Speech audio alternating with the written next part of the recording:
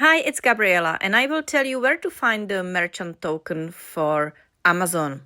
First of all, don't share your merchant token with everyone. Don't send the pictures. Share it only with your Amazon account manager. In Europe, we have now two designs of Seller Central main page.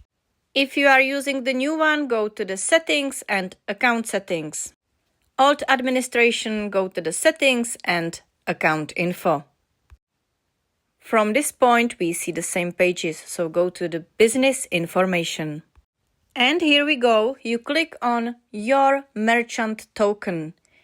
There is a difference between merchant token for European markets, American markets, and the rest of the world. So please choose the right one. For safety of your Seller Central, please don't take a picture, just copy and send it to the right person. Do you need help on Amazon selling in Europe? Join me on Patreon.